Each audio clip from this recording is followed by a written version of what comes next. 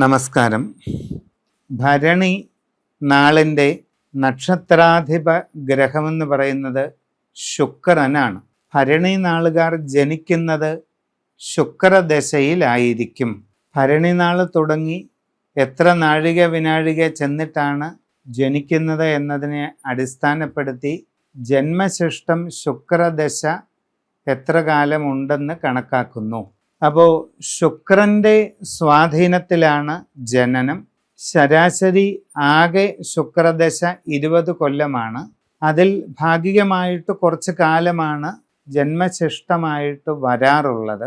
ശുക്രൻ കഴിഞ്ഞ് പിന്നീട് വരുന്ന ആദിത്യദശയും ചന്ദ്രദശയും ചൊവ്വാദശയും ഒക്കെ ഭരണി നാളുകാരുടെ കൗമാരകാലം, യൗവനകാലം, യൗവന അനന്തര കാലഘട്ടം തുടങ്ങിയ സന്ദർഭങ്ങളിൽ ഏകദേശം വരുന്നതാണ്. കുറച്ച് വ്യത്യാസങ്ങളൊക്കെ അങ്ങോട്ടും ഇങ്ങോട്ടും വരാം. ശുക്രൻ ജനന സമയത്ത് ജാതകത്തിൽ അനുകൂലമല്ലെങ്കിൽ ശുക്രദശയും പ്രതികൂലമാകാൻ സാധ്യതയുണ്ട്. കൂടാതെ ആദിത്യദശ ഗുണകരമായിരിക്കുകയില്ല. ചന്ദ്രദശ ഗുണദോഷ സമ്മിശ്രമാണെങ്കിൽ ചൊവ്വാദശയിലും പ്രതിബന്ധങ്ങളും തടസ്സങ്ങളും പലവിധ ക്ലേശങ്ങളും ഉണ്ടാകാൻ സാധ്യത ഉണ്ട്. ജ്യോതിഷപരമായിട്ട് ശുക്രനെ കൊണ്ട് ചിന്തിക്കുന്ന ദേവത ഗണപതി, അന്നപൂർണേശ്വരി, ലക്ഷ്മി തുടങ്ങിയ മൂർത്തികളാണ്.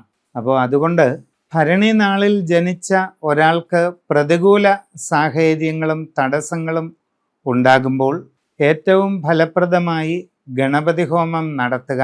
ഗണപതിക്ക് നെയ്വിളക്കും കറുകമാലയും മോദകം നിവേദിച്ച് മുക്കുറ്റി പുഷ്പാഞ്ജലിയും നടത്തുന്നത് വളരെ ഗുണം ചെയ്യും.